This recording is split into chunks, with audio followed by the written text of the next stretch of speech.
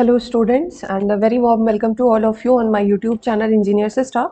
और आप लोग देख रहे हैं आज हम लोग ऑपरेटिंग सिस्टम का एक बहुत इंपॉर्टेंट टॉपिक डिस्कस कर रहे हैं जो सेमेस्टर एग्जाम्स में बहुत ज़्यादा पूछा जाता है और जिसे अगर आपको प्रोसेस के बेसिक्स जानना चाहते हैं तो उसमें आपका ये प्रोसेस स्टेट डायग्राम आता है। ठीक है, तो आपको कुछ चीज़ें बेसिक पता होनी चाहिए कि आपका प्रोग्राम और प्रोसेस में क्या डिफरेंस है। ठीक है, कोई भी प्रोग्राम जब एग्जीक्यूशन में आता है, program under execution is called process. ठीक, तो चलिए स्टार्ट करते हैं।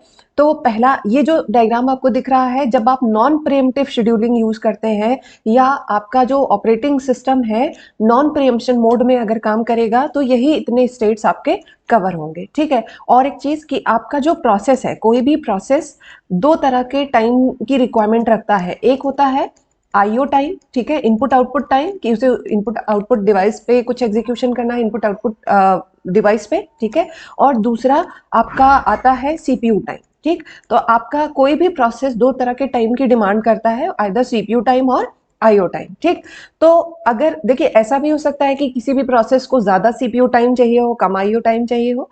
ऐसा हो सकता है कि आपका आईओ टाइम ज्यादा हो, सीपीयू टाइम कम हो, या सिर्फ सीपीयू टाइम हो या सिर्फ आईओ टाइम हो। ठीक है, ऐसा पॉसिबल है। ठीक, तो अब हम लोग स्टार्ट करते हैं। सबसे पहले आता है आपका न्यू स्टेट। न्यू स्टेट क्या है भाई? देखिए, न्यू स्टेट जब आपका ये एक प्रोग्राम है, अभी ये प्रोसेस में नहीं कन्वर्ट हुआ है, अभी एक प्रोग्राम है और कहाँ पे स्टोर्ड है? सेकेंडरी मेमोरी में है। ठीक है, जब आपका कोई भी प्रोग्राम सेकेंडरी मेमोरी में है, अभी आपने उसे एग्जीक्यूशन में नहीं लाया है या अभी आपने उसे एक्टिवेट डबल क्लिक करके एक्टिवेट नहीं किया है, तब तक वो प्रोसेस नहीं बनता और तब तक वो कहाँ पे रहता है? सेकेंडरी मेमोरी में रहता है।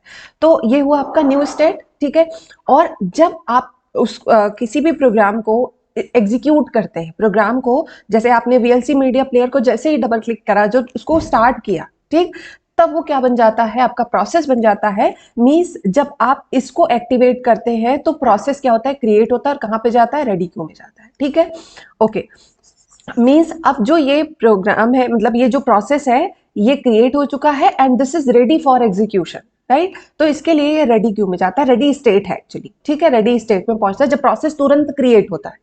ठीक है, जब प्रोसेस रेडी स्टेट में आया, मान लीजिए बहुत सारे प्रोसेस आपके रेडी स्टेट में आ गए हैं, तो on the basis of priority, on the basis of run time, मतलब कई सारे अलग अलग शेड्यूलिंग एल्गोरिथम है, उसके बेसिस पे ये डिसाइड किया जाता है, मतलब कुछ क्राइटेरिया के बेसिस पे डिसाइड किया जाता है कि अगर रेडी स्टेट में मल्टीपल प्रोसेस है, अब प्रोग्राम नहीं है, प्रोग्राम सिर्फ न्यू स्टेट तक रहता है। ठीक है, अगर रेडी स्टेट में multiple process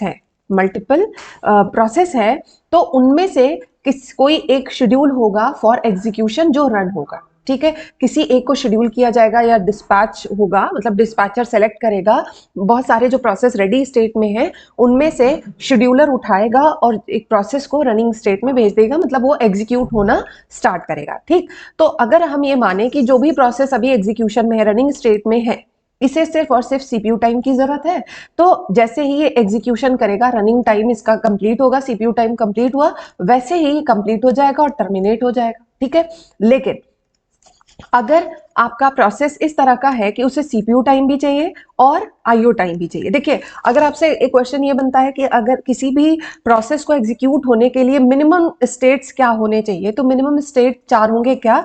new, ready, running and terminated. किस केस में? उस केस में जब आपके पास जो प्रोसेस है उसको आईओ टाइम की रिक्वायरमेंट नहीं। ठीक, अच्छा, अगर आईओ टाइम की रिक्वायरमेंट है तब क्या होगा? आपका प्रोग्राम जो है रनिंग स्टेट से कहां पे आएगा? वेटिंग और ब्लॉक स्टेट। मतलब अगर जैसे ही किसी भी प्रोग्राम का या प्रोसेस का, सॉरी प्रोग्राम नहीं, प्रोग्राम यहां पे था, अब रेडी स्टेट से हम प्रोसेस की बात करेंगे। जैसे ही आपके जो प्रोसेस है, प्रोसेस का कंप्लीट होगा, मतलब सीपीयू टाइम कंप्लीट होगा, तो अगर उसे आईओ टाइम की रिक्वायरमेंट है तो वो आईओ रिक्वेस्ट करेगा और कहां चला जाएगा? वेटिंग स्टेट और ब्लॉक्ड स्टेट में चला जाएगा। वेटिंग और ब्लॉक्ड होने का मतलब ये है कि प्रोसेस अभी जो है वो किस स्टेट में क्या कर रहा है? आईओ एग्जीक्यूशन कर रहा है, और कंप्लीट होने के बाद ये कहां पे जाएगा? फिर से रेडी क्यू में जाएगा और फिर से रनिंग क्यू में आके सॉरी रेडी क्यू कह दे रही हूं बार बार, रेडी स्टेट में आएगा, फिर उससे ये रनिंग स्टेट में पहुंचेगा और उसके बाद ये टर्मिनेट होगा। तो आप ये चीज हमेशा क्लियर रखिएगा कि आप वेटिंग स्टेट से डायरेक्ट टर्मिनेटेड स्टेट में नहीं आ सकते हैं, डायरेक्ट रनिंग स्टेट में नहीं आ सकते हैं। आप वेटिंग स्टेट से आपको पहले रेडी स्टेट में आना होगा आईओ कंप्लीशन पे, यहां से फिर आपको शेड्यूल किया जाएगा और तब आपका पूरा प्रोसेस कंप्लीट होगा। और ये कब है? अभी हमने ये नहीं कहा कि कोई भी प्रोसेस को आप बीच में स्टॉप कर सकते हैं प्रायोरिटी के बेसिस पे, या किसी मतलब जैसे टाइम स्लाइस हम देते हैं, है ना, राउंड रॉबिन शेड्यूलिंग एक होती है, उसमें हम हर एक प्रोसेस को कुछ कुछ अमाउंट ऑफ टाइम की 4 सेकंड के लिए ये एग्जीक्यूट होगा, 4 मिली सेकंड के लिए, 4 मिली सेकंड के लिए। तो अगर ऐसा है तब मतलब हर प्रोसेस 4 मिली सेकंड एग्जीक्यूट होने के बाद दूसरे को चांस देगा, तीसरे को, ताकि हर एक को इक्वल चांस मिले, है ना। तो वो चीज अभी यहाँ पे नहीं हो रही है। ये है नॉन प्रीएम्प्टिव, मतलब आप किसी भी प्रोसेस को बीच में नहीं रोक सकते। पहले को जो प्रोसेस आएगा वो पूरा पूरा एग्जीक्यूट होगा, तब आप दूसरे प्रोसेस की बारी लगा सकते हैं। तो this is your non preemptive scheduling और non preemptive execution of process. ठीक, अब हम आ जाते हैं प्रीएम्प्टिव मोड पे।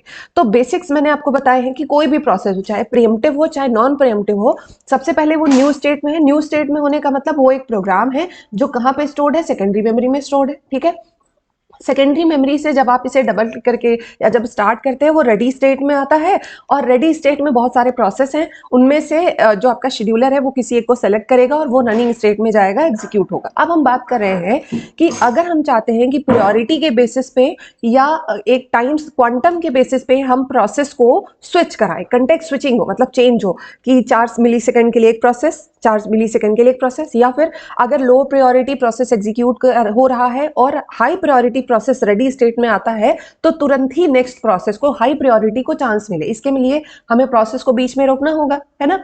उसके लिए यहाँ पे देखिए हमारे पास ये एक नया साइकिल, आपको प्रीएम्प्टिव याद होगा, वहां पे क्या क्या था, new, ready, running, terminated and waiting और ब्लॉक्ड स्टेट, ये वाला पोर्शन नहीं था। लेकिन अब ये हमने एक नई चीज को ऐड करा है, देखिए कैसे। तो ये आपको क्लियर ही है कि आपने प्रोसेस क्रिएट किया, रेडी स्टेट में आया, फिर वो रनिंग स्टेट में गया, जब कंप्लीट हो गया तो वो टर्मिनेटेड में जाएगा। अगर आईओ टाइम चाहिए तो वो वेटिंग और ब्लॉक्ड स्टेट में जाएगा, कंप्लीट हुआ फिर। और ये भी मैंने आपको क्लियर किया कि वेटिंग से आप डायरेक्ट रनिंग में नहीं आ सकते, आपको पहले रेडी स्टेट में जाना होगा, फिर आप रनिंग में जाएंगे, then you will terminate, right. Okay, तो अगर आपको प्रायोरिटी के बेसिस पे, अब हम कह रहे हैं प्रीएम्प्टिव शेड्यूलिंग या प्रीएम्प्टिव एग्जीक्यूशन ऑफ प्रोसेस। ठीक है, प्रीएम्प्टिव एग्जीक्यूशन होगा तो क्या होगा, प्रायोरिटी के बेसिस पे, टाइम क्वांटम के बेसिस पे आपको प्रोसेसेस की कंटेक्स्ट स्विचिंग करनी होगी, एक के बाद एक, एक के बाद एक, ऐसा कुछ करना होगा। तब क्या होगा भाई, आपका जो रेडी स्टेट से प्रोसेस रनिंग स्टेट में है, मान लीजिए आपने 4 मिली सेकेंड का टाइम दिया है, तो 4 मिली सेकेंड के बाद प्रोसेस कहां पे पहुंच जाएगा, वेटिंग स्टेट में नहीं जाएगा। वेटिंग स्टेट में कोई प्रोसेस तब जाएगा जब उसे आईओ टाइम की रिक्वायरमेंट हो, ठीक है, आईओ एग्जीक्यूशन के लिए। लेकिन अगर आपको आईओ नहीं, आप अपने सीपीयू टाइम के कंप्लीट होने के पहले अगर आप बीच में रोके जा रहे हैं टाइम क्वांटम या प्रायोरिटी के बेसिस पे, तो आप रेडी स्टेट में जाएंगे। दूसरा प्रोसेस आया, उसने 4 मिली सेकेंड एग्जीक्यूट किया, फिर वो रेडी स्टेट में गया, तो ये आपका बन जाता है। अगर मैं सिर्फ इतने पोर्शन की बात करूं, अगर अभी आप सस्पेंड रेडी और सस्पेंड वेट को हटा दीजिए, तो ये सारे आपके स्टेट हैं विद प्रीएम्प्टिव शेड्यूलिंग। ठीक, अब एक चीज और क्लियर करते हैं। अब हम लोग आते हैं एक मतलब बेसिकली अगर आप बहुत डिटेल में ना जाएं तो आपके पास 5 स्टेट होते हैं प्रोसेस के, new, ready, running, terminated and waiting. ये 5 स्टेट होता है। मिनिमम नंबर ऑफ स्टेट्स क्या हो सकते हैं, 4 हो सकते हैं, और मैक्सिमम आपके पास 7 होंगे। 7 कैसे हैं उसकी भी बात करेंगे। अब दूसरा पॉइंट कि आपका रनिंग और, अच्छा ये वाला अगर आप हटा देते हैं कनेक्शन तो ये बन जाएगा नॉन प्रीएम्प्टिव, और इसको ऐड कर देते हैं, ये इसको ऐड कर देते हैं, ये वाला रनिंग टू रेडी, तो ये बन जाएगा प्रीएम्प्टिव एग्जीक्यूशन और प्रीएम्प्टिव शेड्यूलिंग। ठीक है, अच्छा अब हम आते हैं, एक चीज समझिए कि कोई भी प्रोसेस अगर रेडी स्टेट में है या रनिंग स्टेट में है या वेटिंग स्टेट में है, तो ये सारे प्रोसेस कहाँ पे है, रैम मेमोरी में है, मेन मेमोरी में है, कह सकते हैं, है ना। तो मेन मेमोरी हमारे पास लिमिटेड है। अगर हमारे पास रेडी स्टेट मतलब जितना भी हमने पोर्शन रिजर्व करके रखा है for the processes of ready state, अगर वो हमारा फुल हो जाता है, ठीक है, अगर हमारे पास जो रेडी स्टेट है हमने कुछ अमाउंट उसके लिए मेमोरी का मेन मेमोरी में फिक्स करके रखा है, अगर हमारे पास रेडी स्टेट में प्रोसेसेस बहुत ज्यादा हो जाते हैं और वो जो स्पेस है वो एग्जॉस्ट हो जाता है, एंड हो जाएगा, तो हम क्या करेंगे कि जैसे मान लीजिए आपके पास कोई हाई प्रायोरिटी प्रोसेस आया जिसे आपको रेडी स्टेट में रखना है, ठीक है, रेडी स्टेट का स्पेस आपका फुल हो चुका है मेन मेमोरी में, तो क्या करेंगे, जो लोअर प्रायोरिटी प्रोसेस होगा उसको सस्पेंड करेंगे, और हम सेकेंडरी मेमोरी में, ये सस्पेंड रेडी कहाँ पे है, सेकेंडरी मेमोरी में हम एक थोड़ा सा स्पेस लेंगे और उसको हम बनाएंगे सस्पेंड रेडी स्टेट के लिए। ठीक है, तो अगर रेडी स्टेट आपका एग्जॉस्ट हो गया है, तो रेडी स्टेट के लिए जो स्पेस है मेन मेमोरी में वो एग्जॉस्ट हो गया है, तो जो लोअर प्रायोरिटी प्रोसेस है, अलग क्राइटेरिया भी हो सकता है, कि लोअर प्रायोरिटी प्रोसेस को हम कहाँ पे रख देंगे, सस्पेंड रेडी स्टेट में ले आके रख देंगे, और जब हमारा काम यहाँ पे स्पेस बन जाएगा तो हम इसको क्या करेंगे, रिज्यूम करा लेंगे। तो ये हुआ। और इसी तरह जो हमारा वेटिंग और ब्लॉक्ड स्टेट, ये सारे के सारे मेन मेमोरी में है, ये भी आपका मेन मेमोरी में है, ये भी मेन मेमोरी में, ये भी मेन मेमोरी में, ठीक है। ये आपका सेकेंडरी मेमोरी में है। इसको भी मैंने बताया कि इसको कहाँ रखा गया, सेकेंडरी मेमोरी में। कब रखा जाएगा, जब आपका रेडी स्टेट का जो स्पेस है मेन मेमोरी में फुल हो जाएगा। इसी तरह वेटिंग और ब्लॉक स्टेट, ये भी आपका मेन मेमोरी में है, ठीक है।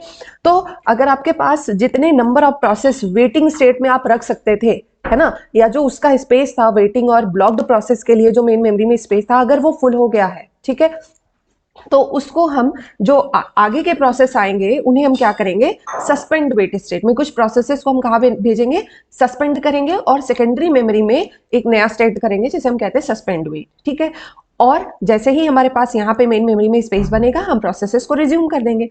अच्छा, अब ध्यान देने वाली बात यहाँ पे ये है कि देखिए यहाँ का तो सीक्वेंस ठीक है कि भाई आप रेडी स्टेट में है, रेडी स्टेट आपका फुल हो गया, आप कहाँ गए, सस्पेंड रेडी में, जब जैसे ही जगह मिली हम फिर से अपने रेडी स्टेट में मूव कर गए। But in case of suspend wait आप ये नहीं कह सकते।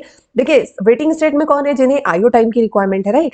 तो अगर आप सस्पेंड वेट स्टेट में है, इसका ये मतलब नहीं है कि आप अपना आईओ एग्जीक्यूशन नहीं कर सकते, ठीक है। ऐसा भी हो सकता है कि जो प्रोसेस सस्पेंड वेट स्टेट में है उसका आईओ एग्जीक्यूशन हो रहा हो। तो अगर उनका आईओ एग्जीक्यूशन कंप्लीट हो जाता है तो आपको वेटिंग स्टेट में जाने की जरूरत नहीं है। आप कहाँ पे आएंगे, सस्पेंड रेडी स्टेट में आएंगे, और वहां से कहाँ जाएंगे, रेडी स्टेट में चले जाएंगे। देखिए फिर से, ये प्रोसेस अगर कंप्लीट हो गया, process completed IO but still suspended, तो ये आपका मूव कर जाएगा सस्पेंड रेडी में, और यहां से मूव कर जाएगा रेडी स्टेट में, ठीक। जैसे अगर आपको याद हो कि रनिंग स्टेट से अगर आप वेटिंग स्टेट में जाते हैं तो आपको कहां जाना होगा, पहले रेडी में जाना होगा, तभी आप आगे जाके टर्मिनेट हो पाएंगे। इसी तरह अगर मान लीजिए हमारा जो सस्पेंडेड प्रोसेस था, सस्पेंड वेट प्रोसेस था, वो अपना काम कर चुका है, तो वो क्यों वेटिंग स्टेट में जाए, नहीं, हमें वेटिंग स्टेट में नहीं जाना है, हम जाएंगे सस्पेंड रेडी में, यहां से रेडी में आएंगे और उसके बाद एग्जीक्यूशन अपना स्टार्ट कर लेंगे, ठीक है। तो ये हमारा पूरा का पूरा प्रोसेस स्टेट डायग्राम है, आपको क्लियर हुआ होगा। अब थोड़ा बहुत हम लोग शेड्यूलर्स की बात कर लेते हैं। इसी में हमारे शेड्यूलर्स आते हैं कि कहाँ कहाँ पे कौन कौन सा शेड्यूलर आपका यूज होता है। There are 3 scheduler, long term, medium term and short term. 3 scheduler है, मैंने मेंशन भी किया है। देखिए जब किसी भी प्रोसेस को न्यू स्टेट से रेडी स्टेट में लाया जाता है तो ये किसकी रिस्पॉन्सिबिलिटी है, न्यू स्टेट से रेडी स्टेट में प्रोसेस को लाने की जिम्मेदारी है लॉन्ग टर्म शेड्यूलर की। किसकी, लॉन्ग टर्म शेड्यूलर की, ठीक है, okay. And long term scheduler is responsible for degree of multi programming. Degree of multi programming आपको पता होगा, मैंने बहुत बार रिपीट किया है कि डिग्री ऑफ मल्टी प्रोग्रामिंग का मतलब है कि number of processes in the main memory. हम चाहते हैं कि हमारा जो मेन मेमोरी है उसमें ढेर सारे प्रोसेस हो, ऐसा ना हो कि पूरी की पूरी मेन मेमोरी हमारे सिर्फ एक प्रोग्राम या एक प्रोसेस से फुल हो जाए, ठीक है। तो दूसरा आपका होता है रेडी स्टेट से रनिंग स्टेट में लाने की जिम्मेदारी किसकी होती है, रेडी टू रनिंग स्टेट के बीच में कौन काम करता है, आपका शॉर्ट टर्म शेड्यूलर। ये आपका यहाँ पे मेंशन भी किया है, ठीक है। एंड शॉर्ट टर्म शेड्यूलर, देखिए शॉर्ट टर्म शेड्यूलर क्या करता है, ये रेडी स्टेट में जो भी प्रोसेस हैं रखे हुए हैं उनमें से एक प्रोसेस पिक करेगा जिसे रनिंग स्टेट में रखना है, ठीक है, और उसके बाद डिस्पैचर को कॉल करेगा कि आप इसे रनिंग स्टेट में मूव कर दो। तो 2 शेड्यूलर हो गए, न्यू स्टेट से रेडी स्टेट के बीच में long term scheduler, ready state से रनिंग के बीच में शॉर्ट टर्म शेड्यूलर। अब आपका आता है medium term scheduler. Medium term scheduler जब आप किसी भी प्रोसेस को रेडी स्टेट से सस्पेंड रेडी स्टेट में भेजते हैं या फिर सस्पेंड रेडी से रेडी स्टेट में लाते हैं, तो ये आपका क्या बन जाता है, किसका काम है, मीडियम टर्म शेड्यूलर, ठीक है। ये काम कौन करेगा, मीडियम टर्म शेड्यूलर।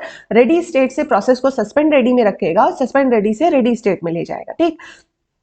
तो एक स्पेस ये हुआ मीडियम टर्म शेड्यूलर का, और दूसरा वेटिंग स्टेट से सस्पेंड वेट स्टेट में भेजने का काम भी किसका है, मीडियम टर्म शेड्यूलर का, और रिज्यूम करने का काम भी किसका है, short term medium term scheduler का। हाँ, और मैंने ये वाला पोर्शन शायद नहीं मेंशन किया, अगर आपका कोई भी प्रोसेस सस्पेंडेड वेट स्टेट में है और अभी तक उसका आईओ एग्जीक्यूशन नहीं हुआ है तो वो वेटिंग स्टेट में जाएगा, ठीक है। और मतलब अगर वेटिंग स्टेट में स्पेस मिल जाता है मेन मेमोरी में तो वो वेटिंग स्टेट में जाएगा, सस्पेंड रेडी स्टेट में नहीं जाएगा, ठीक है। तो ये हमारे सारे स्टेट हो गए। 3 तरह के शेड्यूलर्स की बात कर ली हमने, long term between new and ready state, ready to running state के बीच में शॉर्ट टर्म शेड्यूलर, और जब आप इसको ऐसा समझिए कि जब आप प्रोसेस को जो आपके रेडी स्टेट में है या वेटिंग स्टेट में, उन प्रोसेसेस को जब आप सेकेंडरी मेमोरी में भेज रहे हैं, मतलब सस्पेंड रेडी या सस्पेंड वेट में भेज रहे हैं, तो मीडियम टर्म शेड्यूलर यूज किया जा रहा है। मतलब सस्पेंड करने के लिए भी और रिज्यूम करने के लिए भी आप मीडियम टर्म शेड्यूलर को यूज कर ले रहे हैं। तो इसकी responsibilities long term scheduler new to ready state and decides the degree of multiprogramming, short term scheduler ready to running state and calls the dispatcher, very important. और अब एक चीज और बात कर लेते हैं कि आपका कौन सा शेड्यूलर सबसे ज्यादा यूज होता है, फ्रीक्वेंसी ऑफ शेड्यूलर, ठीक है, किस शेड्यूलर को फ्रीक्वेंटली यूज किया जाता है किसी भी एग्जीक्यूशन के ड्यूरेशन में। तो एक सीक्वेंस है, सबसे ज्यादा जो यूज होगा वो सबसे ज्यादा फ्रीक्वेंसी किसकी है, शॉर्ट टर्म शेड्यूलर की, इसके बाद मीडियम टर्म शेड्यूलर की, एंड देन आपका आता है लॉन्ग टर्म शेड्यूलर, ठीक है। So this is the frequency of the schedulers and this is all about the process state diagram. अगर आपको अच्छा लगे वीडियो तो मेरे वीडियो को लाइक करिएगा। कोई आपको प्रॉब्लम हो, कोई टॉपिक आपको जानना है ओएस से रिलेटेड, तो आप कमेंट करके पूछिएगा। So that's all for today. Thank you guys. Keep watching my videos. Please like, share and subscribe my channel. Thank you.